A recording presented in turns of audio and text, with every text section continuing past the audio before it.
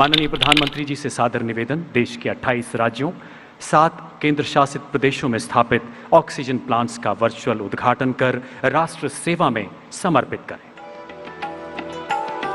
भारत माता की ये देवभूमि ऋषियों की तपोस्थली रही है।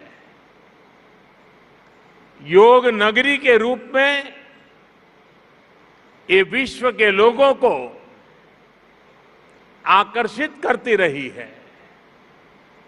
मां गंगा के समीप हम सभी को उनका आशीर्वाद मिल रहा है। आज से नवरात्र का पावन पर्व भी शुरू हो रहा है। आज प्रथम दिन मां शैलपुत्री की पूजा होती है। मां शैलपुत्री हिमालय पुत्री है और आज के दिन मेरा यहां होना, यहां आकर इस मिट्टी को प्रणाम करना, हिमालय की इस पवित्र धरती को प्रणाम करना, इससे बड़ा जीवन में कौन सा धन्य भाव हो सकता है। और मैं आज जब उत्तराखंड आया हूं तो एक विशेष रूप से भी बधाई देना चाहता हूं, क्योंकि इस बार टोक्यो ओलंपिक में ये देवभूमि ने भी अपना झंडा गाड़ दिया है और इसलिए आप सब अभिनंदन के अधिकारी हैं।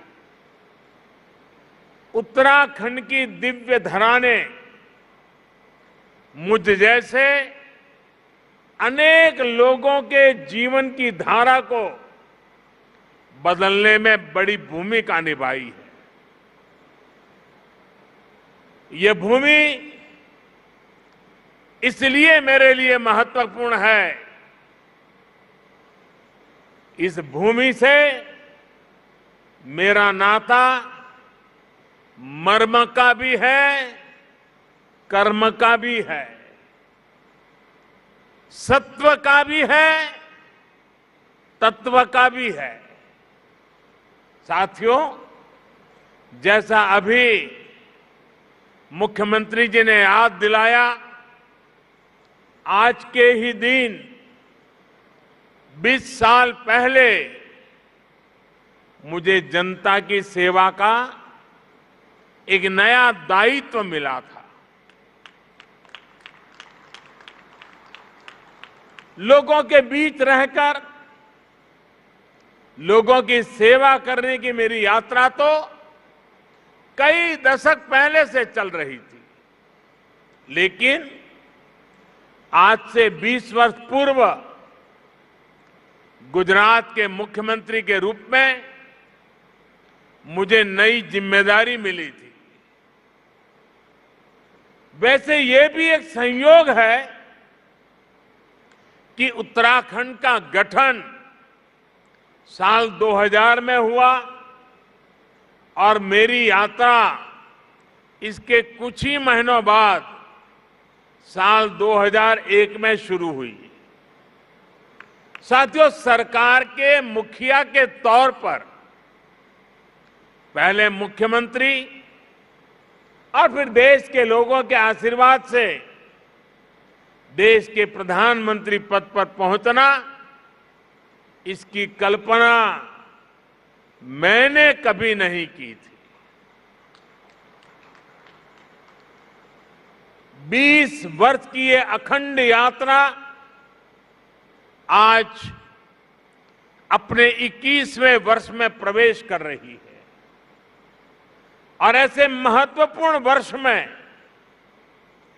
जिस धरती ने मुझे निरंतर अपना स्नेह दिया है, अपनत्व दिया है, वहां आना मैं अपना बहुत बड़ा सौभाग्य समझता हूं। हिमालय की ये तपोभूमि जो तप और त्याग का मार्ग दिखाती है, उस भूमि पर आकर कोटि कोटि देशवासियों की सेवा का मेरा संकल्प और दृढ़ हुआ है और मजबूत हुआ है। यहां आकर एक नई ऊर्जा मुझे मिलती है। भाइयों और बहनों, योग और आयुर्वेद की शक्ति से जिस क्षेत्र ने जीवन को आरोग्य बनाने का समाधान दिया है, वहीं से आज देश भर में अनेक नए ऑक्सीजन प्लांट्स का लोकार्पण हुआ है। ये देश के अलग अलग राज्यों में ऑक्सीजन प्लांट्स की नई सुविधा के लिए मैं आप सभी को, देशवासियों को बहुत बहुत बधाई देता हूं। साथियों, 100 साल के इस सबसे बड़े संकट का सामना हम भारतीय जिस बहादुरी से कर रहे हैं, ये दुनिया बहुत बारीकी से देख रही है। कोरोना से लड़ाई के लिए इतने कम समय में भारत ने जो सुविधाएं तैयार की, वो हमारे देश के सामर्थ्य को दिखाता है। सिर्फ एक टेस्टिंग लैब से करीब 3000 टेस्टिंग लैब का नेटवर्क बनना, मास्क और किट्स के आयात के प्रारंभ, हमारी जिंदगी आज निर्यातक बनने का सफर तेजी से पार कर रही है। देश के दूर दराज वाले इलाकों में भी नए वेंटिलेटर्स की सुविधाएं, made in India corona vaccine का तेजी से और बड़ी मात्रा में निर्माण, दुनिया का सबसे बड़ा और सबसे तेज टीकाकरण अभियान भारत ने जो कर दिखाया, वो हमारी संकल्प शक्ति, हमारे सेवा भाव, हमारी एकजुटता का प्रतीक है। भाइयों और बहनों, भारत की कोरोना से लड़ाई के लिए एक बड़ी चुनौती हमारी जनसंख्या तो थी ही, भारत का विविध भूगोल भी बड़ी चुनौती रहा है। ऑक्सीजन की सप्लाई से लेकर वैक्सीन तक, ये दोनों चुनौतियां देश के सामने आती रही, निरंतर आती रही। देश इनसे कैसे लड़ा, ये जानना, ये समझना हर देशवासी के लिए बहुत जरूरी है। साथियों, सामान्य दिनों में भारत में एक दिन में 900 metric ton liquid medical oxygen का प्रोडक्शन होता था। डिमांड बढ़ते ही भारत ने मेडिकल ऑक्सीजन का प्रोडक्शन 10 गुना से भी ज्यादा बढ़ाया। ये दुनिया के किसी भी देश के लिए अकल्पनीय लक्ष्य था, लेकिन भारत ने इसे हासिल करके दिखाया। साथियों, यहां उपस्थित कई महानुभाव इस बात से परिचित है कि ऑक्सीजन के प्रोडक्शन के साथ ही उसका ट्रांसपोर्टेशन भी कितनी बड़ी चुनौती होता है। ऑक्सीजन ऐसे ही किसी टैंकर में नहीं ले जाया जा सकता। इसके लिए खास टैंकर चाहिए होता है। भारत में ऑक्सीजन प्रोडक्शन का काम सबसे ज्यादा पूर्वी भारत में होता है, लेकिन मुश्किल ये कि जरूरत सबसे अधिक उत्तर और पश्चिम भारत में पड़ी। भाइयों और बहनों, लॉजिस्टिक्स की इतनी चुनौतियों से जूझते हुए देश ने युद्ध स्तर पर काम किया। देश और दुनिया में दिन रात जहां से भी संभव हो वहां से oxygen plants, oxygen tanker arrange किए गए, स्पेशल ऑक्सीजन ट्रेन चलाई गई, खाली टैंकरों को तेजी से पहुंचाने के लिए वायुसेना के विमान लगाए गए, प्रोडक्शन बढ़ाने के लिए डीआरडीओ के माध्यम से तेजस फाइटर प्लेन की टेक्नोलॉजी को लगाया गया। पीएम केयर से देश में पीएसए ऑक्सीजन प्लांट लगाने पर काम तो तेज हुआ ही, 1 लाख से अधिक ऑक्सीजन कंसंट्रेटर के लिए पैसा भी दिया गया। साथियों, भविष्य में कोरोना से लड़ाई के लिए हमारी तैयारी और पुख्ता हो, इसके लिए देश भर में पीएसए ऑक्सीजन प्लांट्स का नेटवर्क तैयार हो रहा है। बीते कुछ महीनों में पीएम केयर द्वारा स्वीकृत 1150 से अधिक ऑक्सीजन प्लांट्स काम करना शुरू कर चुके हैं। अब देश का हर जिला पीएम केयर्स के तहत बने हुए ऑक्सीजन प्लांट से कवर हो गया है। पीएम केयर्स के सहयोग से बने इन ऑक्सीजन प्लांट्स को जोड़ लें तो केंद्र सरकार, राज्य सरकार, इन सभी के प्रयासों से देश को करीब 4000 नए ऑक्सीजन प्लांट्स मिलने जा रहे हैं। ऑक्सीजन की चुनौती का मुकाबला करने में अब देश और देश के अस्पताल पहले से कहीं ज्यादा सक्षम हो रहे हैं। साथियों, ये हर भारतवासी के लिए गर्व की बात है कि कोरोना वैक्सीन की 93 करोड़ डोज लगाई जा चुकी है। बहुत जल्द हम 100 करोड़ के आंकड़े को पार कर पाएंगे और पार कर जाएंगे।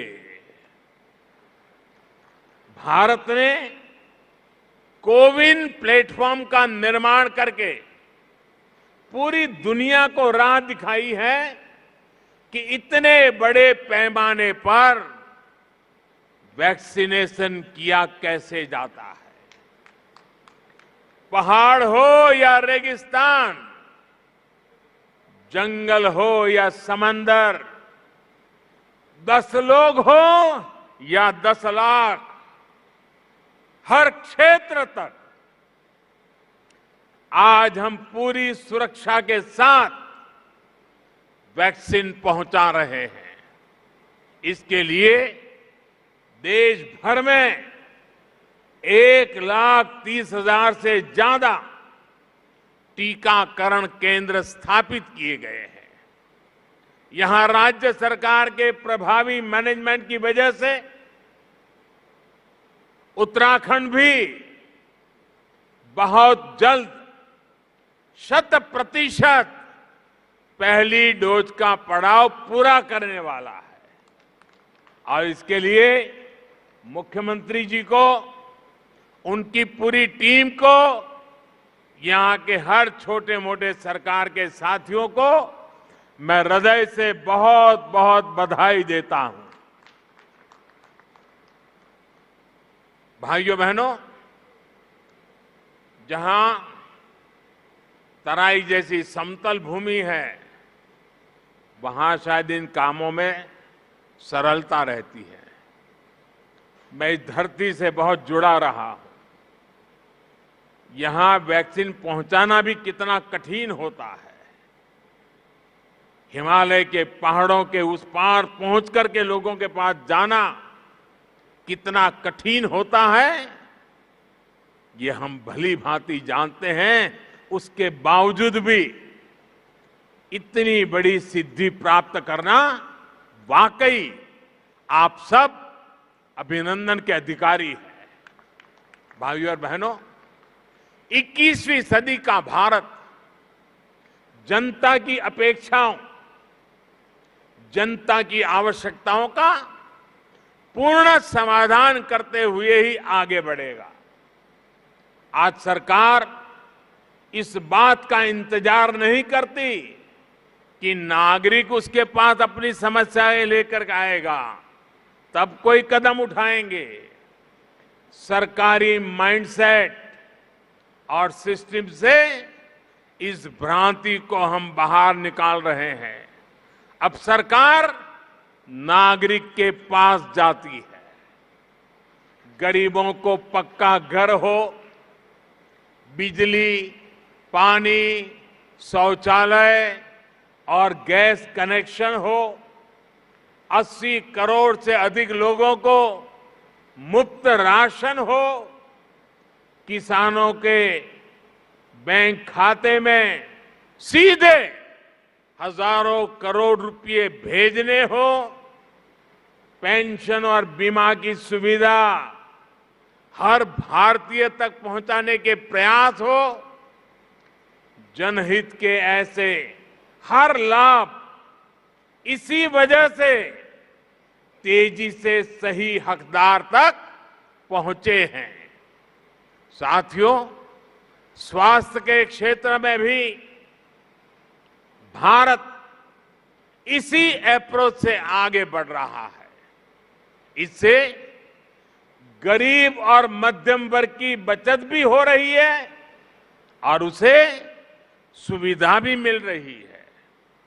पहले जब किसी को गंभीर बीमारी होती थी तो वो आर्थिक मदद के लिए यहां वहां नेताओं या फिर सरकारी दफ्तरों के चक्कर काटता था। आयुष्मान भारत ने इस परेशानी को हमेशा के लिए खत्म कर दिया है। अस्पताल के बाहर लंबी लाइनों, इलाज में होने वाली देरी, मेडिकल हिस्ट्री का अभाव, इस वजह से कितने ही लोग परेशान होते रहे। अब आयुष्मान भारत डिजिटल मिशन, इससे पहली बार इसका समाधान करने का प्रयास भी शुरू हुआ है। साथियों, छोटे छोटे उपचार के लिए बीमारी के दौरान रूटीन चेकअप के लिए बार बार आना जाना कितना मुश्किल होता है, ये उत्तराखंड के लोगों से बेहतर कौन समझ सकता है। लोगों की इस मुश्किल को दूर करने के लिए अब ई-संजीवनी ऐप की सुविधा दी गई है। इससे गांव में अपने घर पर बैठे बैठे मरीज शहरों के अस्पतालों में डॉक्टर से कंसल्टेशन ले रहे हैं। इसका लाभ अब उत्तराखंड के लोगों ने भी उठाना शुरू किया है। भाई और बहनों, स्वास्थ्य सुविधाएं सभी तक पहुंचाने के लिए लास्ट माइल डिलीवरी से जुड़ा एक सशक्त हेल्थ इंफ्रास्ट्रक्चर भी बहुत जरूरी होता है। 6-7 पहले तक सिर्फ कुछ राज्यों तक ही एम्स की सुविधा थी। आज हर राज्य तक एम्स पहुंचाने के लिए काम हो रहा है। 6 एम्स से आगे बढ़कर 22 एम्स का सशक्त नेटवर्क बनाने की तरफ हम तेजी से आगे बढ़ रहे हैं। सरकार का ये भी लक्ष्य है कि देश के हर जिले में कम से कम एक मेडिकल कॉलेज जरूर हो। इसके लिए बीते 7 वर्षों में देश में 170 नए मेडिकल कॉलेज शुरू किए गए हैं। दर्जनों नए मेडिकल कॉलेज का काम जारी है। यहां मेरे उत्तराखंड में भी रुद्रपुर, हरिद्वार और पिथौरागढ़ में नए मेडिकल कॉलेजों की मंजूरी दी गई है। साथियों, उत्तराखंड के निर्माण का सपना अटल जी ने पूरा किया था। अटल जी मानते थे कनेक्टिविटी का सीधा कनेक्शन विकास से है। उन्हीं की प्रेरणा से आज देश में कनेक्टिविटी के इंफ्रास्ट्रक्चर के लिए अभूतपूर्व स्पीड और स्केल पर काम हो रहा है। मुझे संतोष है कि उत्तराखंड की सरकार इस दिशा में गंभीरता से काम कर रही है। बाबा केदार के आशीर्वाद से केदार धाम की भव्यता को और बढ़ाया जा रहा है। वहां श्रद्धालुओं के लिए नई सुविधाएं विकसित की जा रही है।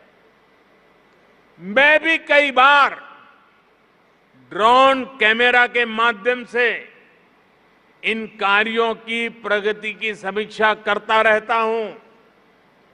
4 धाम को जोड़ने वाली ऑल वेदर रोड पर काम तेजी से चल रहा है।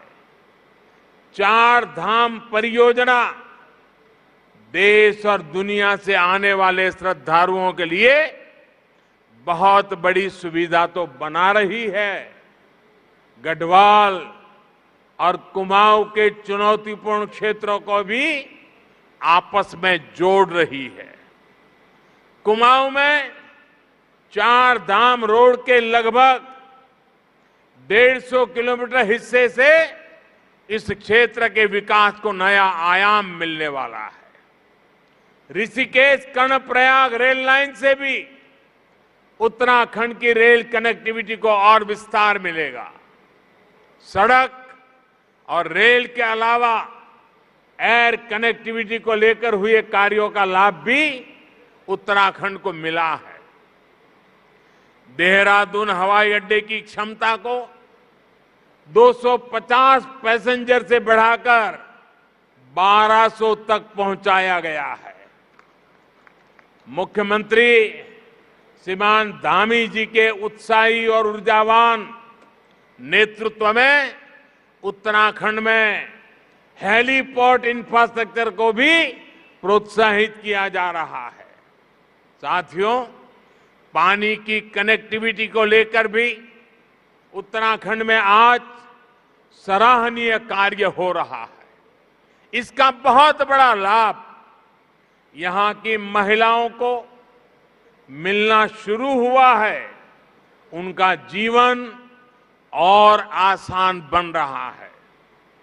2019 में जल जीवन मिशन शुरू होने से पहले उत्तराखंड के सिर्फ 1,30,000 घरों में ही नल से जल पहुंचता था। 1,30,000 घरों में। आज उत्तराखंड के 7,10,000 से ज्यादा घरों में नल से जल पहुंचने लगा है। यानी सिर्फ 2 वर्ष के भीतर राज्य के करीब करीब 6 लाख घरों को पानी का कनेक्शन मिला है। जैसे उज्ज्वला योजना के तहत मिले गैस कनेक्शन ने महिलाओं को राहत दी, स्वच्छ भारत मिशन के तहत बने शौचालयों ने महिलाओं को सुविधा, सुरक्षा और सम्मान दिया, वैसे ही जल जीवन मिशन से हो रहा पानी का कनेक्शन महिलाओं को बहुत राहत दे रहा है।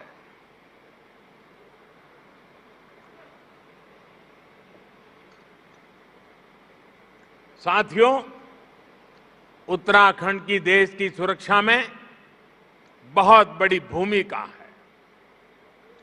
यहां का वीर नौजवान, वीर बेटियां भारतीय सुरक्षा बलों की आन बान और शान है। हमारी सरकार हर फौजी, हर पूर्व फौजी के हितों को लेकर भी पूरी गंभीरता से काम कर रही है। ये हमारी ही सरकार है जिसने 1 रैंक 1 पेंशन को लागू करके अपनी फौजी भाइयों की 40 साल पुरानी मांग पूरी की। और हमारे धामी जी तो खुद ही फौजी के बेटे हैं।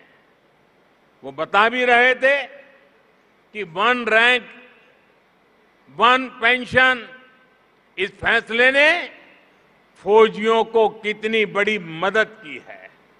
साथियों, ये हमारी ही सरकार है जिसने दिल्ली में नेशनल वॉर मेमोरियल बनाकर देश के वीर जवानों को श्रद्धांजलि अर्पित की है।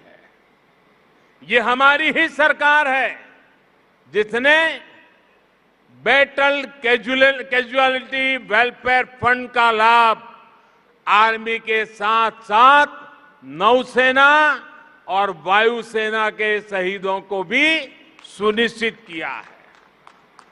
ये हमारी ही सरकार है जिसने जेसीओ और अन्य रैंक की पदोन्नति को लेकर पिछले 4 दशकों से चला आ रहा मामला सुलझा दिया है। पूर्व सैनिकों को पेंशन से जुड़ी दिक्कतें ना आए, इसके लिए भी हम डिजिटल टेक्नोलॉजी का इस्तेमाल बढ़ा रहे हैं। साथियों, जब फौज के वीर जांबाजों के पास आधुनिक हथियार होते हैं, अपनी रक्षा के लिए आधुनिक उपकरण होते हैं, तो वो उतनी ही आसानी से दुश्मन से मुकाबला कर पाते हैं। ऐसी जगहों पर जहां मौसम हमेशा खराब रहता है, वहां भी आधुनिक उपकरणों से उन्हें बहुत मदद मिलती है। हमारी सरकार ने रक्षा क्षेत्र में जो आत्मनिर्भरता का अभियान चलाया है, वो भी बहुत बड़ी मदद हमारे फौजी साथियों की करने वाला है। और निश्चित तौर पर सरकार के इन सभी प्रयासों का लाभ उत्तराखंड को होगा, यहां के लोगों को भी होगा। भाइयों और बहनों, हम दशकों की उपेक्षा से देवभूमि को निकालने का बहुत ईमानदारी से, पूरी गंभीरता से प्रयास कर रहे हैं। बेहतर इंफ्रास्ट्रक्चर बनने के बाद वीरान पड़े गांव फिर से आबाद होने लगे हैं। कोरोना काल में मेरी यहां के अनेक युवाओं से, किसानों से कई बार बातचीत हुई है। जब वो बताते हैं कि उनके घर सड़क पहुंच चुकी है, अब उन्होंने होम स्टे खोल दिया है, तो मन को बहुत संतुष्टि मिलती है। नए इंफ्रास्ट्रक्चर से कृषि, पर्यटन, तीर्थाटन और उद्योगों के लिए, युवाओं के लिए अनेक नए अवसर खुलने वाले हैं। साथियों, यहां उत्तराखंड में युवा ऊर्जा से भरपूर उत्साही टीम है। अगले कुछ वर्ष में उत्तराखंड अपने गठन के 25 वर्ष में प्रवेश करेगा। उत्तराखंड को बहुत निकट भविष्य में 25 वर्ष होने वाले हैं। तब उत्तराखंड जिस ऊंचाई पर होगा, ये तय करने, उसके लिए जुट जाने का यही समय है, सही समय है। केंद्र में जो सरकार है, वो उत्तराखंड की इस नई टीम को पूरी मदद दे रही है। केंद्र और राज्य सरकार के साझा प्रयास यहां के लोगों के सपनों को पूरा करने का बहुत बड़ा आधार है। विकास का यही डबल इंजन उत्तराखंड को नई बुलंदी देने वाला है। बाबा केदार की कृपा से हम हर संकल्प को सिद्ध करें, इसी कामना के साथ आप सभी को बहुत बहुत शुभकामनाएं। धन्यवाद।